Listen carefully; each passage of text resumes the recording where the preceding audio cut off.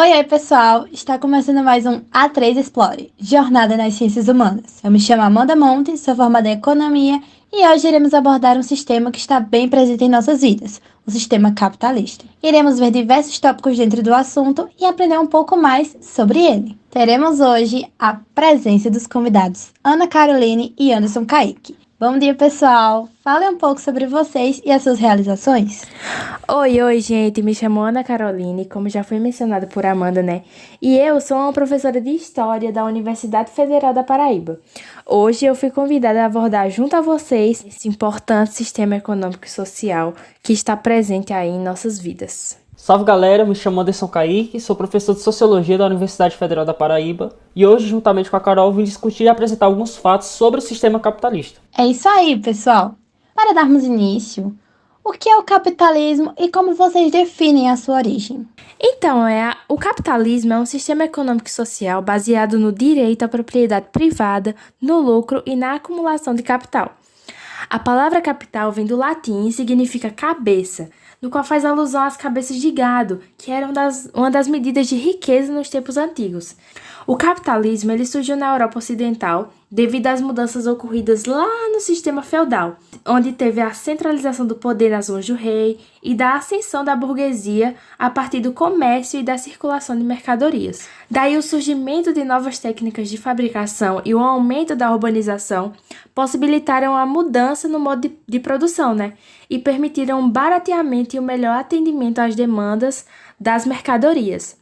A melhoria dos meios de transporte, principalmente o marítimo, possibilitou a chegada desses produtos a territórios distantes e o estabelecimento de novas rotas comerciais. E foi daí que o capitalismo sofreu uma série de transformações. Podemos, neste momento, abordar o que é o capitalismo e a sua origem de uma forma bem resumida e precisa, não é verdade? Agora, pegando a deixa da fala de Carol, Anderson, em relação às características, você poderia falar um pouco sobre esse ponto? Claro, Amanda! A primeira grande característica que eu posso te falar sobre esse sistema econômico é a centralidade do mercado na organização da sociedade. Mas o que é esse mercado, Esse mercado ele é entendido como um conjunto de trocas de bens por unidade monetária, o dinheiro. Agora sim, quando falamos do sistema capitalista, a gente precisa ter em mente que as trocas são a base desse sistema, mas especificamente aquela que visa o lucro, sendo essa outras de suas características. Também temos aí, seguindo nesse caminho, a acumulação desse capital, que gera um avanço nos meios de produção e, posteriormente, mais acúmulos de riqueza. A propriedade privada de meios de produção também vai formar uma das características pilares ali do sistema. A gente vai ter junto a ela a divisão de classes, que vai se relacionar na diferenciação entre proprietários e os trabalhadores. Olha só como o capitalismo visa bastante o lucro, não é mesmo? Os seus pilares, quase todos, estão relacionados ao poder monetário e ao trabalho de uma sociedade dividida por classes. Será que durante todo o tempo, desde o surgimento do sistema, ele sempre foi assim? O capitalismo teve algumas fases. A primeira delas foi o pré-capitalismo ou o capitalismo comercial, também chamado como mercantilismo. Acho que você já deve ter ouvido essa palavra. Ele prevaleceu dos séculos XV até o século XVIII. Nessa época, a Europa passava pela transição do feudalismo para o capitalismo. Nisso, a terra deixou de ser relacionada ao poder e se tornou um bem, podendo ser vendida como qualquer outra mercadoria. Assim, o intuito principal do capitalismo comercial estava no acúmulo de capital através do comércio, da conquista de colônias e da balança comercial favorável. O que isso significa, essa balança comercial favorável? Significa vender mais do que consumir, não é verdade? Na segunda fase do capitalismo, ele evoluiu para o capitalismo industrial, que surgiu juntamente com a Revolução Industrial do século XVIII, a partir da transformação no sistema de produção. Nesse caso, houve a mudança no modo de fabricar produtos manufaturados.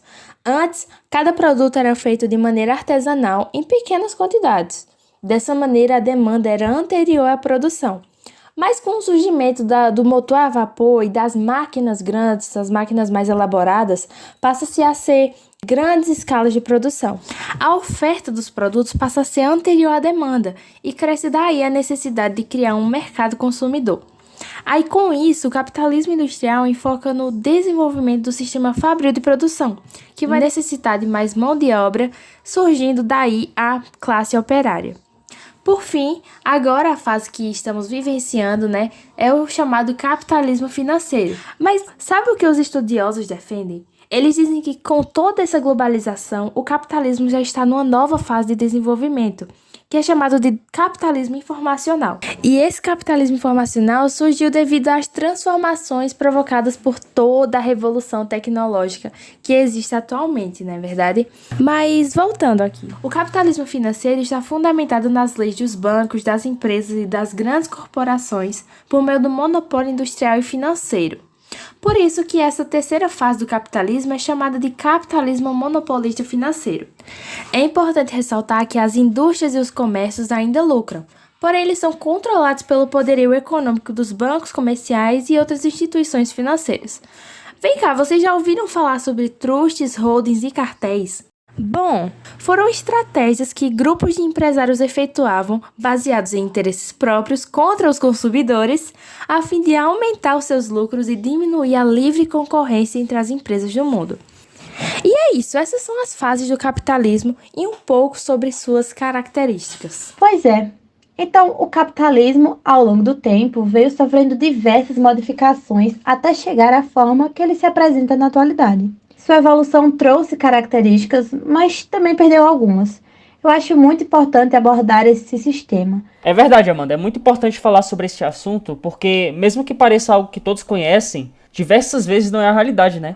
Informar a população é bem importante. Pegando a sua deixa, Anderson, falar sobre os debates acerca desse sistema também é, de certo modo, de grande importância, sendo alguns dos autores a falar sobre o capitalismo Adam Smith e Max Weber, abordando pontos de vista relacionados ao capitalismo, liberalismo e neoliberalismo, além de trazer para a questão social. Isso, as reflexões de Adam Smith são um marco aí para o pensamento liberal e para as práticas econômicas lá no Ocidente. Tanto que ele mesmo fala sobre a lei da oferta e procura, que em sua visão é a responsável da competitividade do mercado.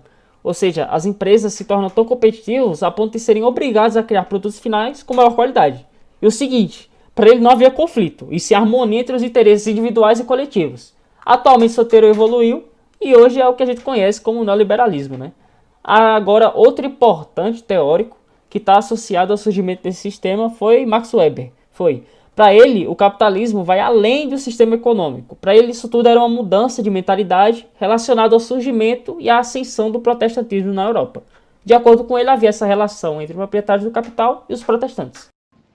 Como podemos analisar, o capitalismo é um sistema com diversas características, fases e alguns pensadores que falam a seu respeito. Como um dos tópicos finais, agora falaremos um pouco sobre suas vantagens e desvantagens. Bem, como algumas vantagens do sistema, temos a mobilidade social, a lei da oferta e da procura, que ocasiona a diminuição nos preços dos produtos, tendo em vista a concorrência, o incentivo às inovações, a busca por melhor qualidade de produtos e a liberdade de escolha de produtos e de bens de serviço. Já como algumas das desvantagens, temos a concentração de capital e dos meios de produção, crises provocando oscilações na produção, aumento das taxas de desemprego, aumento da inflação, a acumulação de riquezas que leva à concentração do poder nas mãos de poucos em detrimento de muitos, além de uma das piores desvantagens, que é a degradação do meio ambiente e o esgotamento de recursos não renováveis. Bem, foi isso, pessoal. Espero que tenham gostado dos convidados e do assunto abordado no episódio de hoje. Agradeço muito a participação de ambos aqui.